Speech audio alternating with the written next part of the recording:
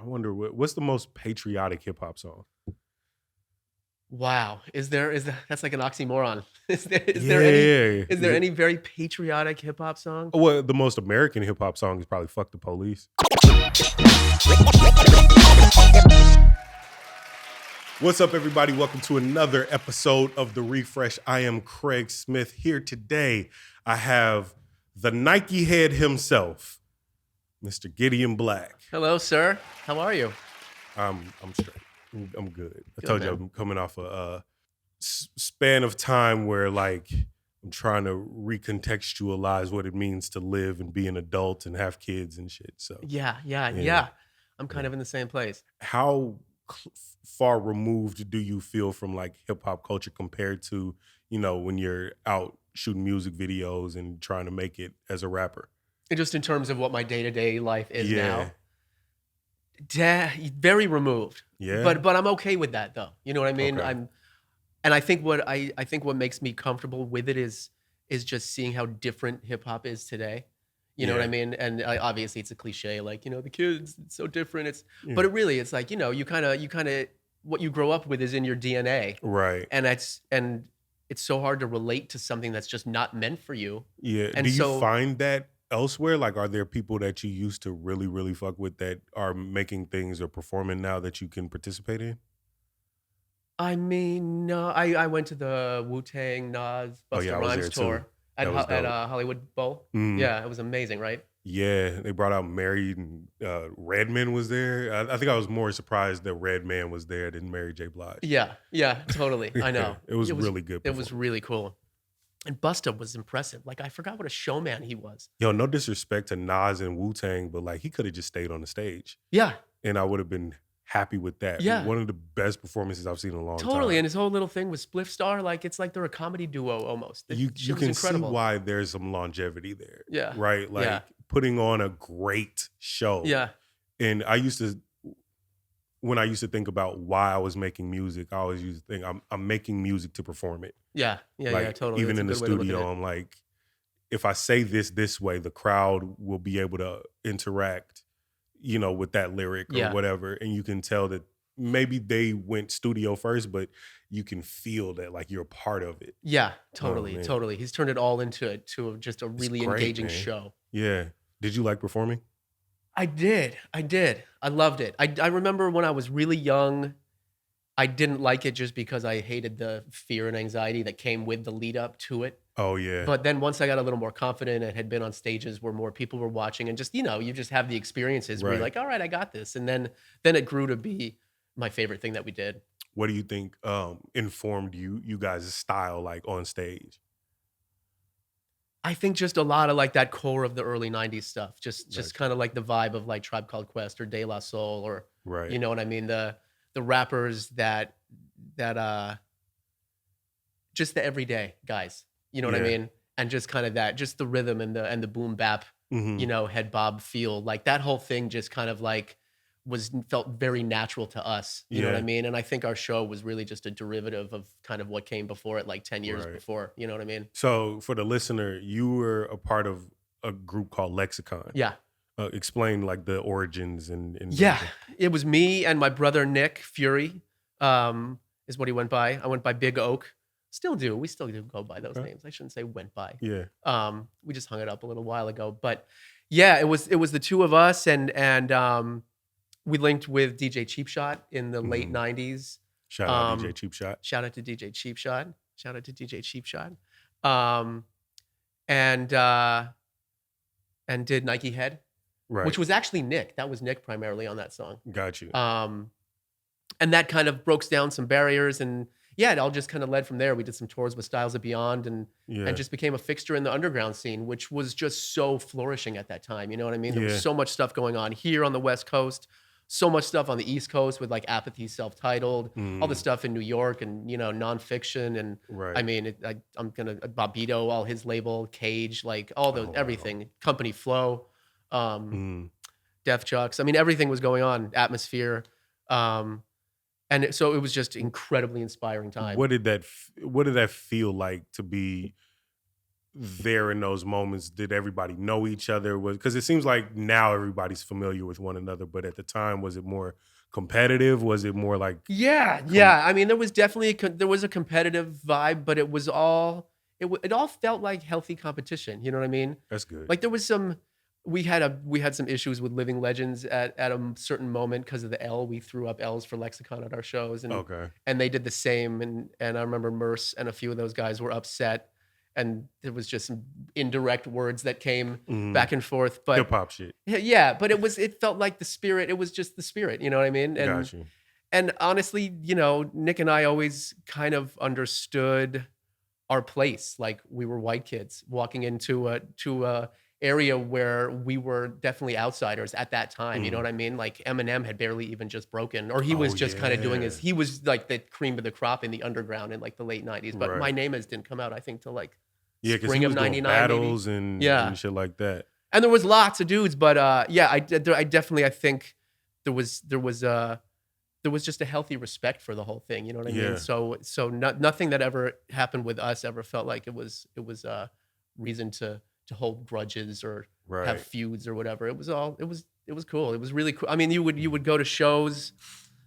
You know, there were shows at the Troubadour. The Knitting Factory was a big venue in Hollywood. Mhm. And you just would see all the same people in line and selling tapes out front. I mean, it was just cool. It was really, really dope. like everything felt festive Do and you think supportive. festive is a good word?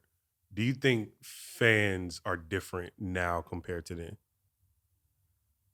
I think so. I mean, I so out of touch with like what an 18-year-old would feel about That hip makes hop, sense. but I do think it has to be different because 20 years ago we were absorbing music through CD and kind of tape a little Facts. bit still. Yeah. So we were still like the album generation, you know what I mean? Right. And now it's completely just song after song, you know what I mean, on playlists and Spotify, and it's like the playlist generation.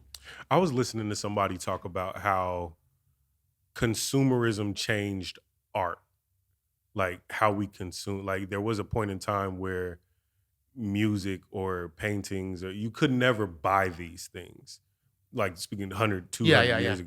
Totally. So your consumption of it like was purely because it existed in the world and because it was like, yo, somebody did that. That's amazing. But now, like in a true appreciation manner. right? But now you can, like, everything is a commodity. You know, like you can, no, except rap music because it's cheap and everybody does it. But since you can go out and just procure anything, you know what I mean? Like our brains almost view everything differently. Yeah, totally. Yeah, and No, I know, it's so true. I almost feel like the whole NFT movement is spawns from that need to have the exclusive, the one of one or the one of five, or, you know, like that commodity value where it's like that's mine and it has value rather than just the appreciation aspect. I think that's one of the things I'm hung up on recently, just not to get too existential and shit, but just from a societal standpoint, art and narrative story usually moves culture, right? And the art is an expression of whatever that story is. And as things have started to go further and further into, you know, personalization and individualization of everything, I'm always like, damn, like it's great. It's great because now we can live better than all people who have ever lived. Yeah, for right? sure. At the same time, like niggas are miserable. It's like so sad and depressed. It is like, I wonder if there's a correlation between not being able to see others going through similar things and experience art in that way. Totally. Because now, like, you can listen to 15 songs that are all like, I'm shooting the club up, fucking your bitch. Yeah, so you're not getting the same, you're not getting like that essence of creativity that flows from artist to listener, right, so to speak, which like, yeah, because I remember feeling so empowered and like enriched by the music that I listened to. Yeah. You know what I mean? Because of the relationship I had with the things they were saying. But like, to your point, I mean, how many people out there really have a relationship to like going and shooting up a club? There are people that do. Right. But and they're in prison. So, you know what I mean? But yeah, it's I think turning it into a commodity the way it has kind of stripped it almost strips out that essence that flows from the product to your ears. Right. You know, the things you can't really hear in the music that are just more like ingrained in the soul of what you created. I think that might again be another reason why some artists survive for a long time. Yeah. You know, like there's some artists that it doesn't matter when you hear that song or hear their voice, you feel whatever it is. And it could be a conglomerate of people who put in on it, you know, from think about Off the Wall. It's Quincy Jones and it's Michael Jackson and it's the musicians all contributing. But like, that's something that, I don't know, like the thought behind it wasn't, let's make a number one hit. Yeah, you know what I mean? Like, totally. They were just all peaking at that moment and they got together. Yeah, exactly. And maybe they were trying to make club records because it's all disco. Yeah, totally. You know, I know. That's what a club record was at that point. Yeah, but they knew what it was supposed to feel like. Yeah. You know, I don't know. Maybe it's too critical on today's music, but no, it definitely feels like there's elements of that missing. But then again, I just wonder if it's like, are we just or is it shit just going over our heads because we're not the music's not made for us anymore? Yeah, because we didn't. You a lot more than me, but like I was probably 6 years old when we got AOL.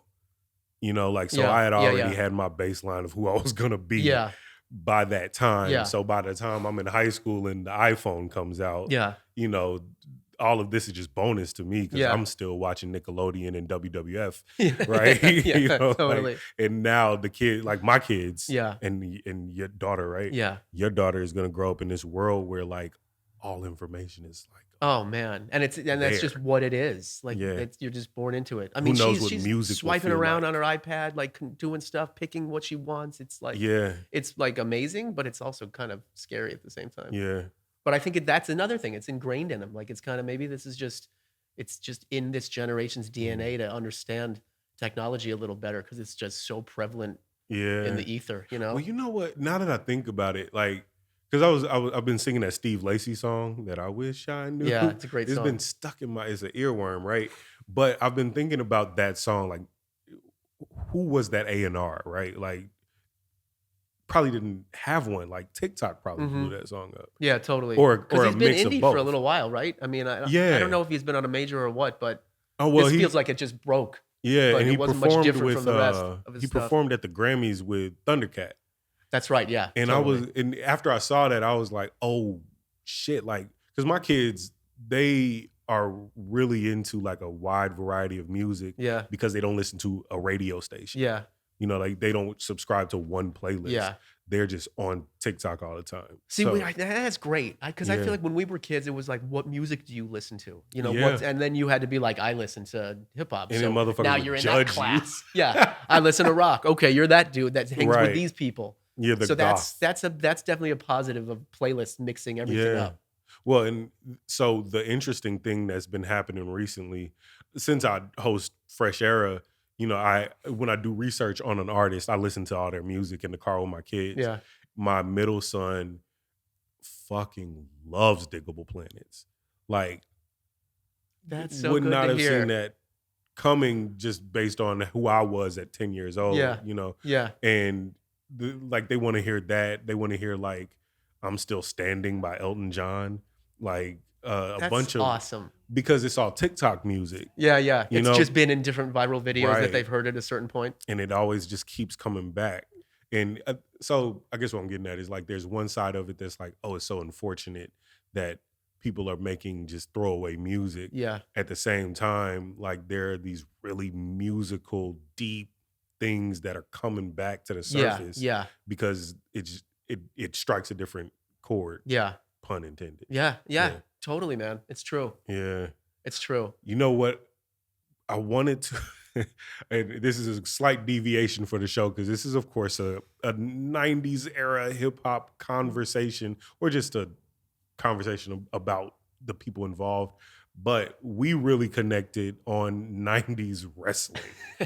We did. Like, holy shit, bro. Don't tell anybody, though. Don't tell anybody. Nah, but like, think about how huge that shit was back in the 90s. Like, everybody was into it, even if they didn't want to be. Though the late 90s was crazy. Because I had, of course, like, I was a little kid in the 80s and remembered the Hulk Hogan, Junkyard Dog, that whole era, Andre the Giant. But that kind of left me. But then Yeah, in the late 90s, I mean, I was in my early 20s and I just moved down to LA and I had a buddy, um, my friend Joe, who watched it, who never stopped watching it from when he Yeah. was a kid in the 80s. And Mm, he kind of brought me and Nick in and a few other friends, and it was right at that heyday where WCW and right. WWF were competing with each other, and it was like, how are we gonna one up each other on this Monday? Yeah. And I think Nitro and Raw were one after the other on Monday night. It was Oh yeah. nuts. Yeah. And then Like, they were at the same time, and then that Shane McMahon yeah, yeah. situation the spelled the end for everything. But Yeah, totally. yeah, dude, It was fun though, man. it was crazy.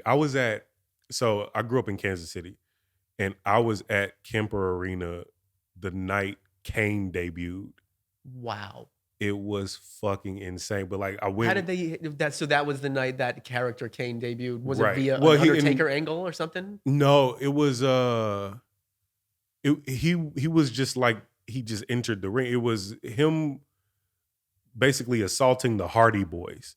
And I didn't like the Hardy Boys were nothing Yeah, back yeah. then. Like they had on these like unitards. They were just these two throwaway Yeah, characters. for sure. And then all of a sudden, like the boom, like the explosion and shit. Yeah. This dude just walks down like, the big Yeah. red machine Yeah, yeah. and throws these guys out the ring. And me and my friends are like, what the fuck just happened? Those Like, moments were so that was exciting. magic. So then did they soon after attach him to Undertaker and create that Yeah. whole pallbearer thing? Yeah, because I think what they might have been doing with that character was workshopping if that image would work. Yeah. Because he had already been in WWF, if I'm not mistaken. That guy? Yeah. He was the crazy dentist, right? Oh shit! Yeah. Do you remember that guy? God damn it. That was him, I think. Yeah, because he had like the coat, right? Yeah, he yeah, had on the lab totally. coat. Yankum. Yanko. It was like something Yankum. What the fuck? I'm always trying to figure like why did that work and why doesn't it work now? Like I know. what they're doing with PG era. This has turned into a wrestling podcast. Do you still see it I don't watch it really. You still see it because you're kids, right? Well, the thing is, they don't like watching it. They like watching the Attitude Era stuff. They do. Yeah, they want to see The Kids have Rock. good They want taste to in see Stone music Cold. and like I've been brainwashing them, man. See, nice work. You gotta get in there early and be like, "Listen, jabroni." Yeah. Where did that come from? No, but that's been fun. I guess there's even a hip hop correlation to it because it seems like a lot of hip hop wanted in to that. Yeah. Like it seemed like they're in what they did and what I will never forgive them for is they attached themselves to like more the Kid Rocks and yeah, totally. Totally.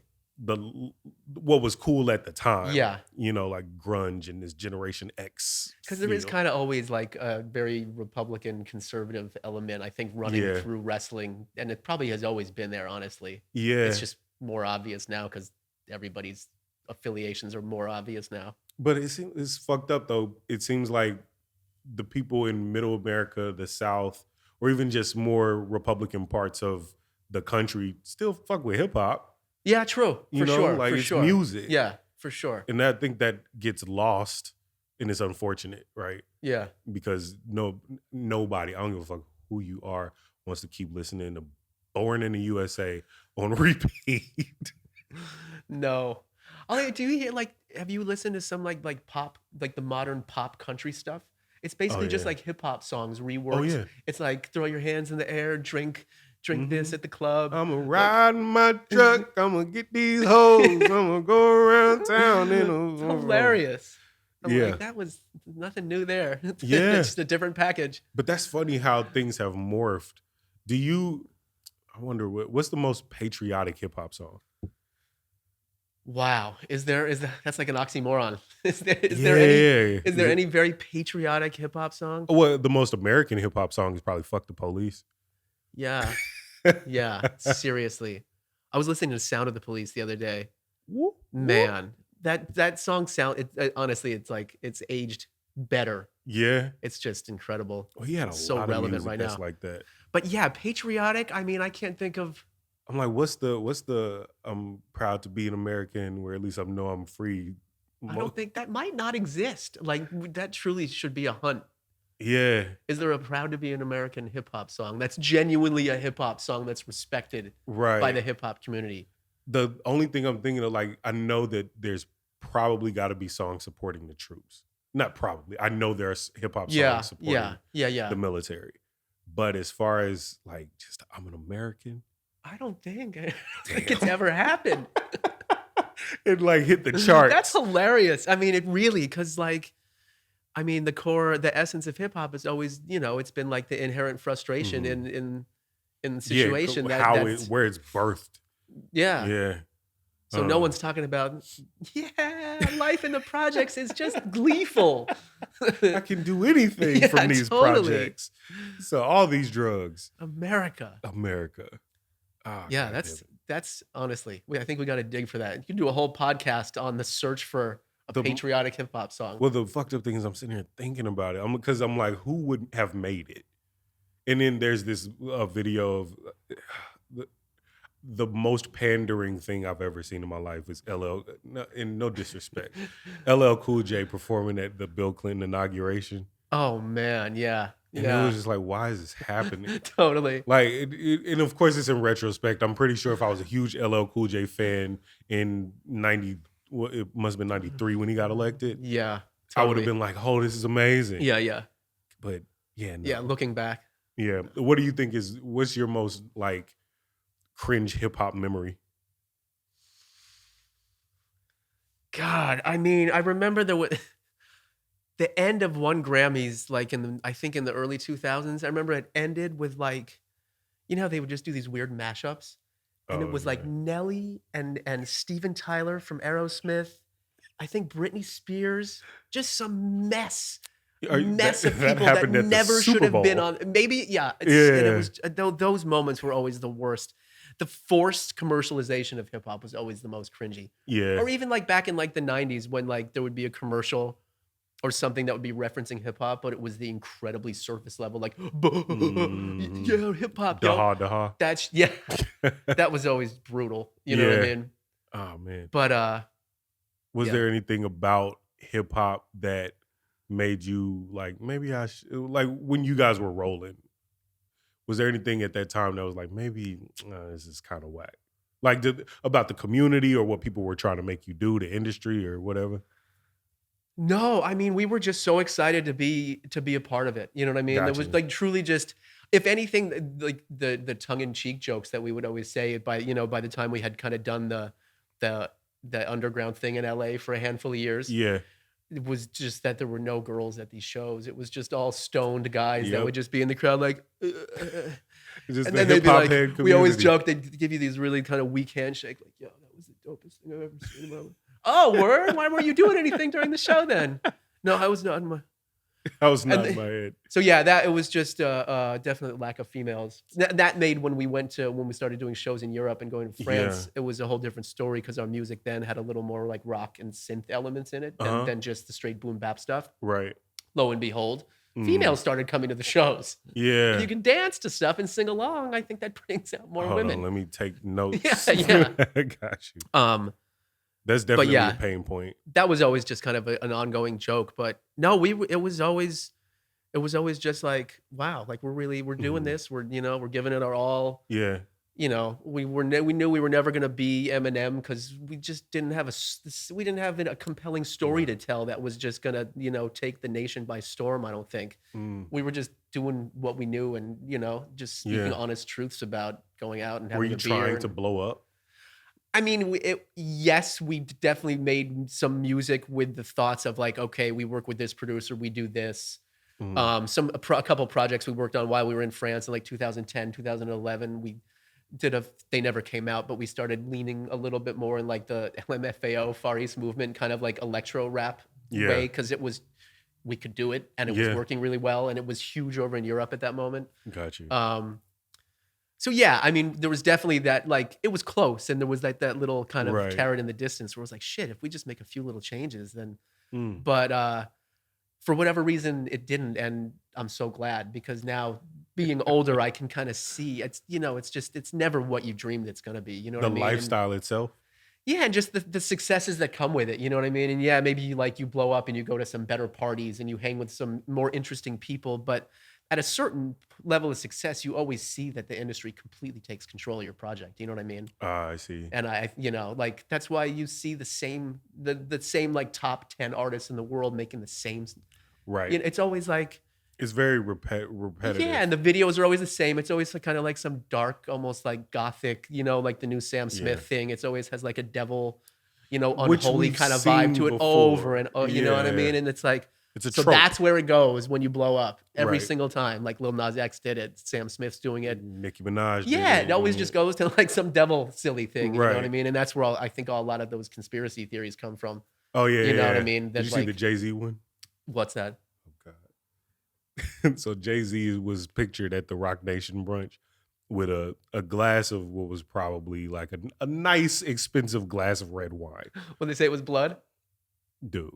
Is that what people were saying? Like went so deep into I'm a registered nurse and I know that blood metastasizes along the side. I'm like, what the fuck are you talking about? That's hilarious. Well, no, let me not do that. Let me not alienate people. So Jay-Z was doing a blood sacrifice, right? Yeah. Hey. So we got both. I don't believe it, but it happened. Yeah, that's hilarious. I mean, I don't put it past.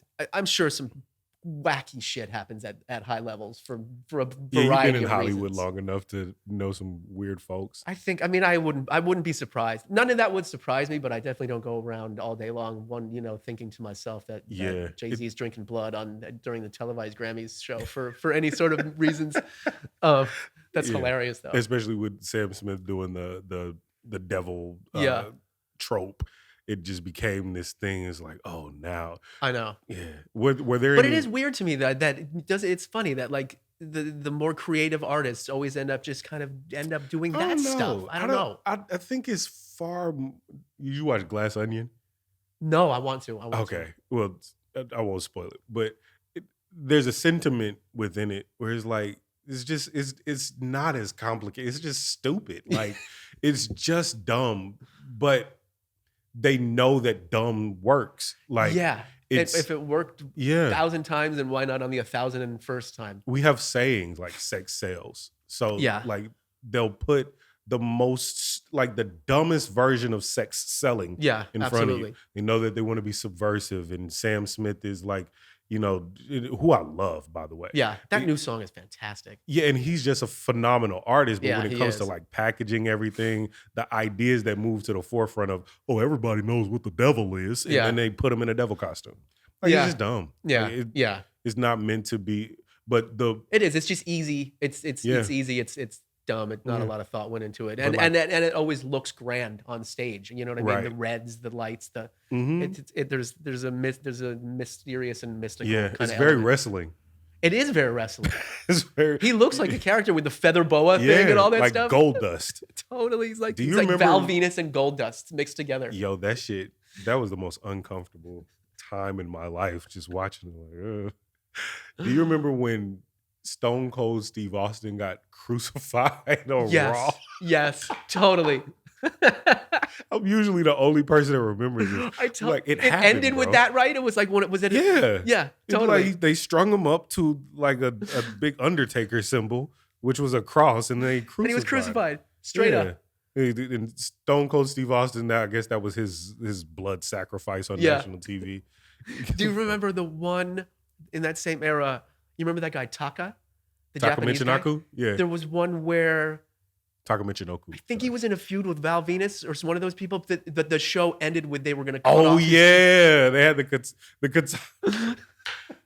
they had so Val Venus, for all of those who don't know and care for some reason, Val Venus was a wrestler he was like he's supposed to be a porn star, right? He's a predator. He's a porn star. Yeah, porn star is better. He was a porn star, and he used to come out with a towel on, and his thing was like... He'd say, hello, ladies. Hello, ladies. And then everyone... And so he goes into the locker room, and there are these guys, Taka Michinoku, and... oh, that's right. They were going to cut his off. Yeah, exactly. And they were like assaulting him, and they had a sword, and they were getting ready to... And then the lights went off. Oh my God, what a time.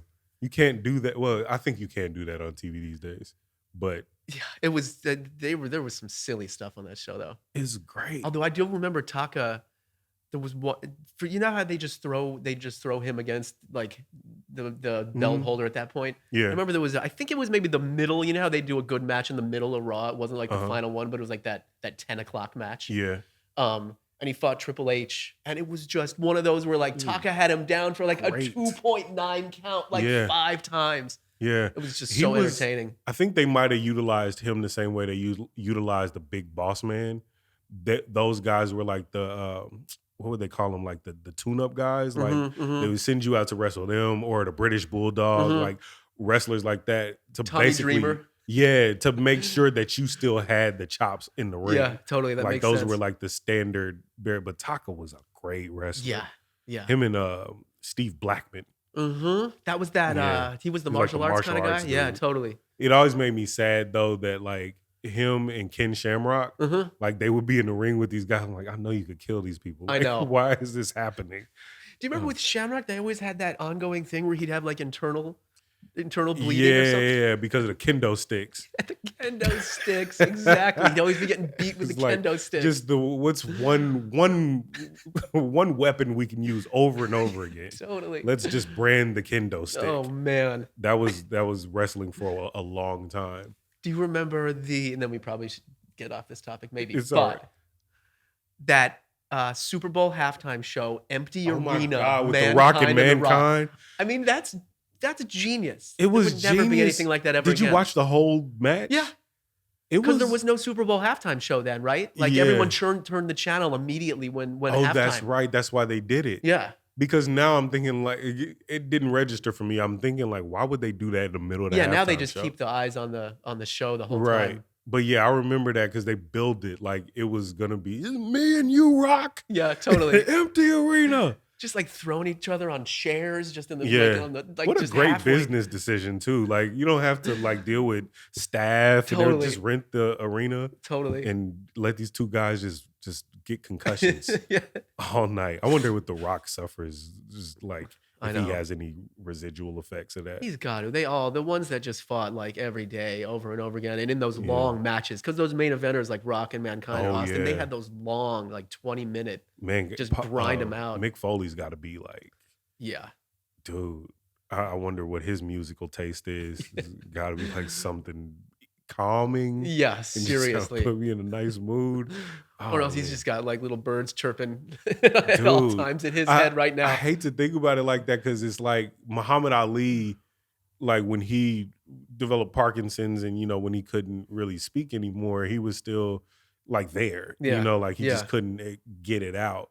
So like with a lot of these guys, I wonder if it's the same with like CTE related. I don't know why this podcast. No, I know what you mean though. Like, is it?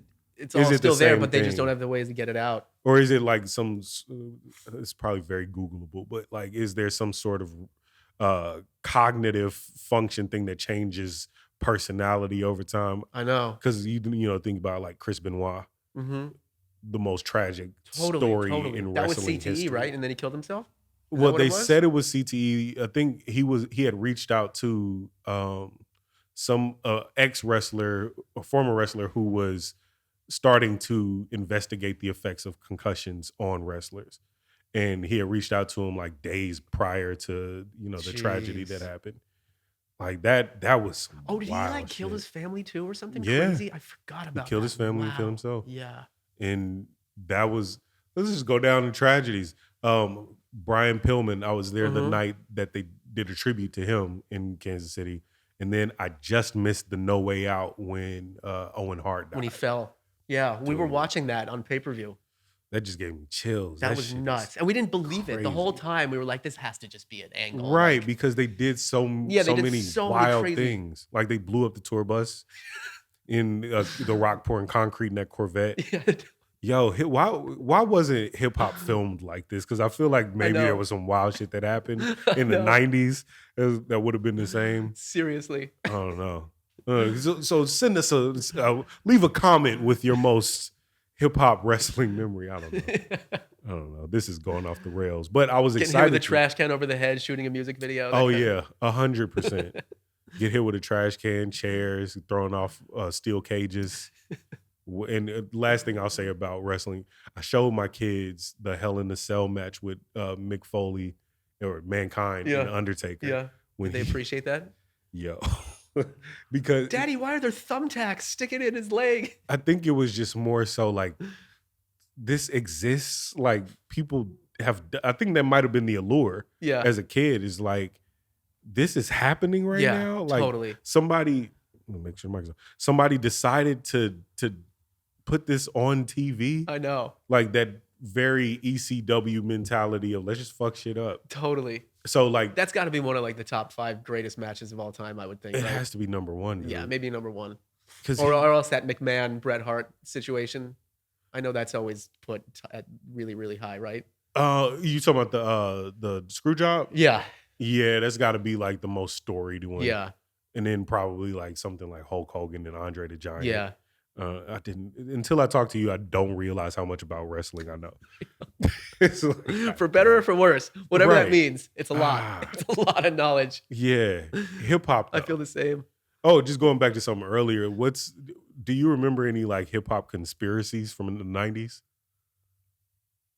I mean, I just remember like there was always just, there was who's the gay rapper? Do you remember that? Like there was like, the Source had an article like, there's a gay rapper. Who is it? Well, I remember because there's only one. There could only be one gay rapper out of the entire hip hop. Yeah, there could only be one. Such an archaic way of. But I don't know. It was like this on mole. Fuck. We're so like. I'm so glad to live in this time right now. To like, there's a lot more acceptance of things, but I think it also just comes with a lot more knowledge. Yeah, like totally. Just people were. The 90s was. What is it, 2023? The 90s was as far away from us now as it was from the 70s. I know. I think about that too, like...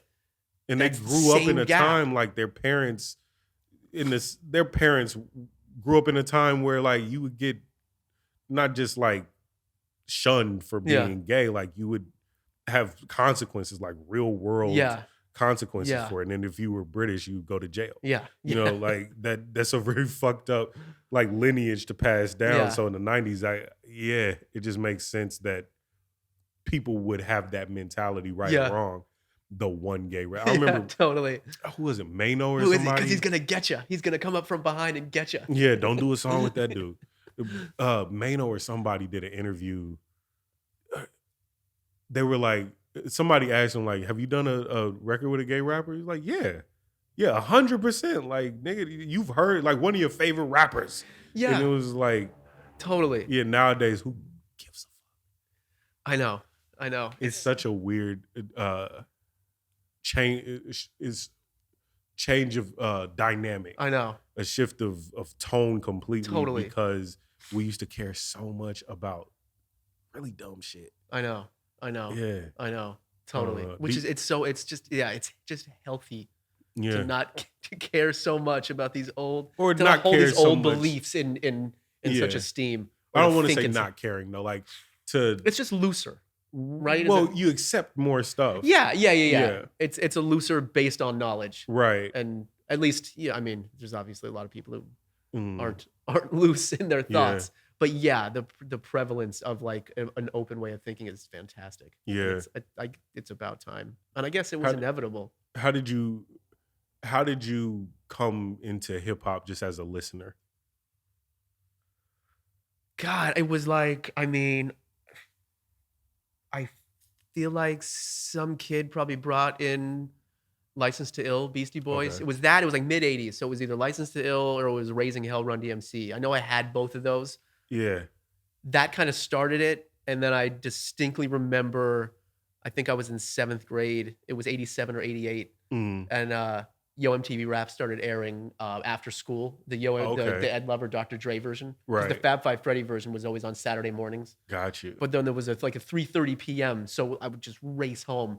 Yeah. And the videos they were showing were just crazy. So I remember seeing Big Daddy Kane's Ain't No Half Steppin'. I was like, I need to get this cassette. Yeah. And then it just became something, it just spoke to me. I don't know why. It just like, it was the only style of music that spoke to me. Really? My dad listened to like a whole bunch of cool like new wave 80s stuff when I was, even younger, which always stuck with me. And I love all of that. Yeah. And like sometimes I wonder if like the punchy drums of like a lot of the new wave production kind of like readied my ears for the boom bap drums that were a part of hip hop in the late 80s and early 90s. But yeah, it just became an obsession, which then turned into a career. Yeah, so I was gonna say, like, when did you and your brother? Because I kind of wish Nick was here.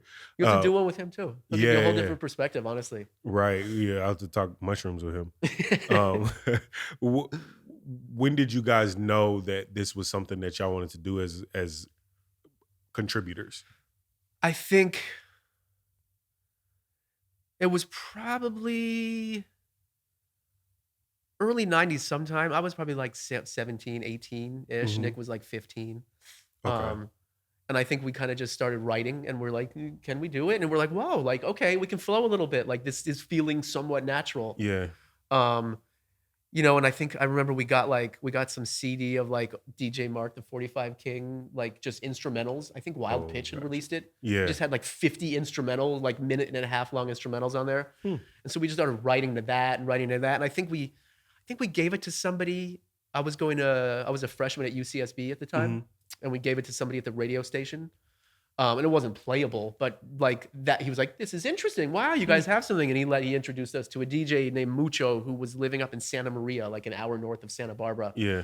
And he introduced us to a whole new, so at just confidence gain, you know what I mean? And just we got better. And we always both paid attention to flows and lyrics. And I think just understanding those rhythms kind of just helped make writing natural. Got you. What were your songs about when you guys were first starting?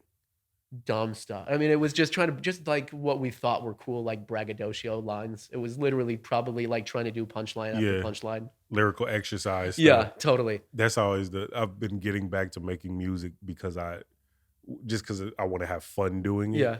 And I forgot how many times it would just be about like a day I was having. Yeah, totally. Yeah, just something really random. Totally. Yeah, it makes what made Tribe and De La and all those guys so dope is because they just perfected the art of talking about just what it meant to be a dude living in the world at age 20 or 21 or whatever, you know? Yeah. It's just so relatable. And then you lose that as artists go into their sophomore album and then it's usually about something else. Because they've had successes. Yeah. Things are different. Or I wonder if it's like, oh, they expect me to be somebody else now. Yeah, that too. Yeah, totally. Yeah. Totally. I was listening to, because I'm working on the Butterfly episode. Oh, and nice. He was talking about them going into their second album and it changed. The Kool Kim episode, he was talking about them working on their sophomore album and they were like, oh, we got to be harder. Yeah. Like, did you guys feel the pressure from the hip hop community to sound a certain way? Kinda. I mean, yeah, I'm trying to think. It's funny because from first album to second album, we both were with Cheap Shot, but for Youth Is Yours, that was our second full length. Came out like 2003 or 4. Okay. We definitely started to realize that there were limitations in the hip hop, the boom bap kind of format that existed at that time. Because there's still, like singing on tracks didn't happen all that much. Like R&B was kind of frowned upon still. Right. You know what I mean? And like we tried to write Youth Is Yours like a rock album or like an 80s new wave album. You know what I mean? With more choruses and like shorter verses or verses that maybe weren't showing off like stylistic stuff and more just kind of like we're vibey rather than like, look at what I can do. Yeah.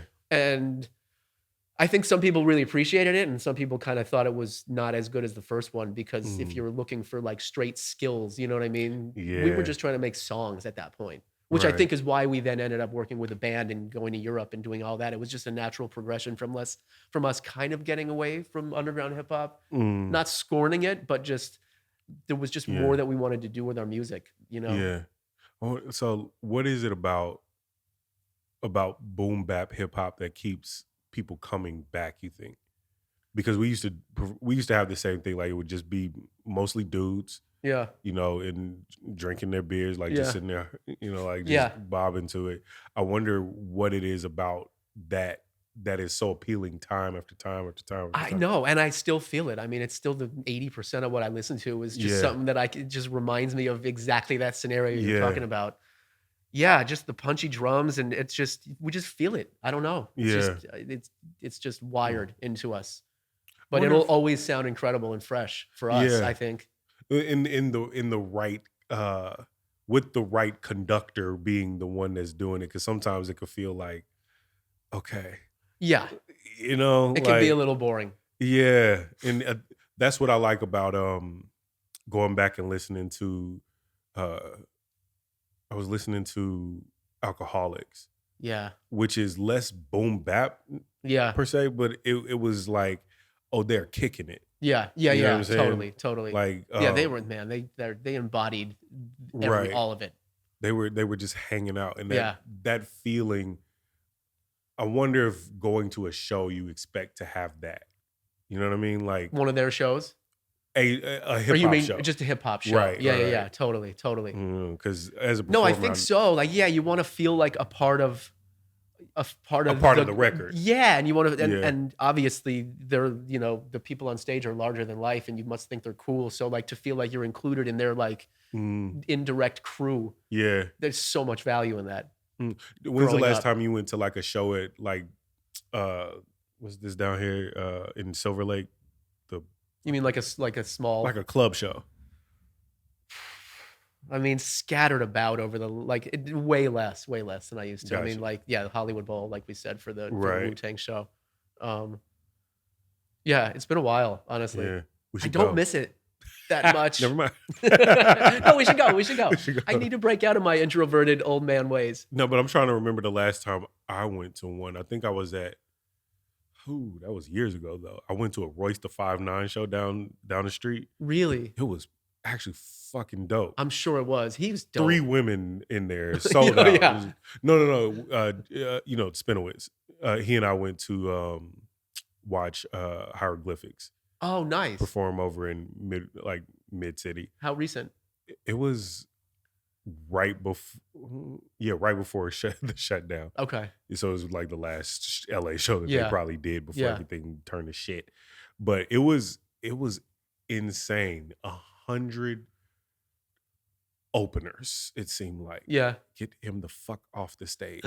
Like that's the part I don't miss. Yeah, like, totally. Let's get to the what's great about this. Totally. And then the guy from I Got 5 on It came and sang the hook. The Loonies? No, the guy from I Got 5 on It. Oh, the guy who actually sings the chorus on the Loonies song. Right. He came out and sang that. You're like, yeah, it's that guy.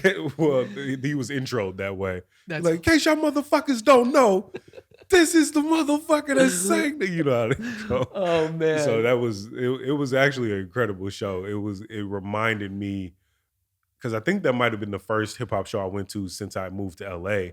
It reminded me that like, oh, hip hop is a thing. It's like an actual thing for most people, because Kansas City wasn't like that. Yeah, that's interesting. Yeah, we didn't have a market. Instead, it was just shows that came through town, like, hey, look at us, and you're gone, and the culture isn't. Yeah, it's not sustainable. Like people will come in. I think Joyner Lucas came and sold out a very small club. Yeah, he could probably do a bigger one now, but like the biggest thing going was always, and I've mentioned this 2 consecutive podcasts in a row, is Tech 9.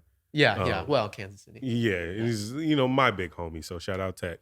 But like he would sell out these theaters, and there would be a lot of traction for the hip hop community per se. Yeah, totally. But there was not a scene that could. Yeah. No.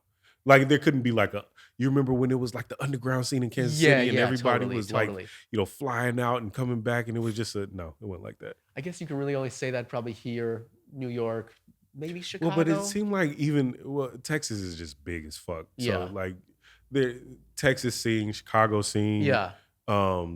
I'm wondering what it was like in other places like Minneapolis and I know. Yeah. And then what about Atlanta before Outkast? Well, I mean, there had to have been stuff that was like bubbling up to cause like Dungeon Family to be able to take the flag and completely set it on the map. That's a good anthropological question too. Like, what were the conditions that birthed the sound of the South? You know what I mean? Yeah. Like the way that Master P jumped on the scene with what was relevant to them. Yeah. You know, like.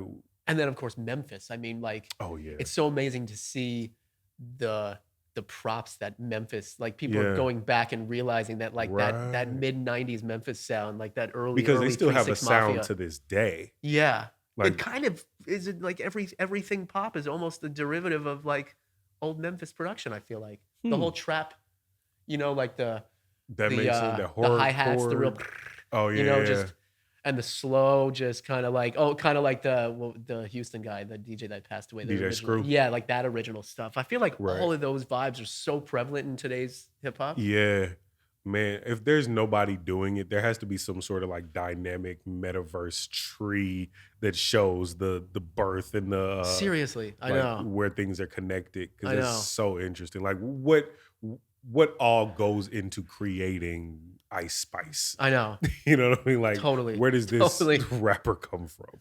I remember reading this. Did you see that essay? Or it was like something that Shock G had written, and it came out after he passed away a couple years ago. I feel like it was something he had written to a magazine, and it got republished. And because he's originally from New York, and he was talking about what it was like to literally be part of like the 3,000 people on the planet that knew what hip hop was. That's and like, crazy. you know, at that original birth point, like speaking the language, graffitiing on subways, like, but it wasn't happening in any other city anywhere else in the entire world. Yeah, before it was called hip hop. Yeah, totally. Yeah. But he said, I remember him writing in what he wrote, he's like, we all knew that this was the beginning of something huge. Like the electricity and it was so prevalent. That's dope. Yeah. You know, we did the RIAA event in DC in September, and Grandmaster Flash, you know, we sat him down and he talked about his technique and how he came up with the quick mix theory and everything. And that's how so cool. He was taking drums from pop records and from, you know, rock records and soul and everything he could get his hands on that would be relevant for break dancers, that eventually, you know, like the drum cadences would become prevalent in 80s and 90s hip hop that would morph. But it seems like there was just something that just kind of violently, like, where did that pattern come from? Totally. It's almost like it forced its way out through the people of that moment. It punched New York in the fucking mouth. And I think it's such a good way to put it. Seriously, like it socked them in the face. Yeah. It was like, this is now gonna happen. Damn, now I'm thinking, because there's also the Miami influence. Yep. There's also like, yeah, because that old Miami bass music was like way back in that was like mid-late 80s for sure. Which is more like it had that to it. I don't know, man. This has been an insightful, in-depth conversation. I knew it would be. Listen, thank you, Gideon Black, for coming on to we can't do it left. There we go. Much better. That was the best conversation I've had since the last time we spoke off camera. Probably. Really? Yeah, I think so. Man, that means a fucking lot, dude. Got good stuff. All right. Well, we got to have you back, man. I'd love to. Do a part 2. All right. Y'all take care.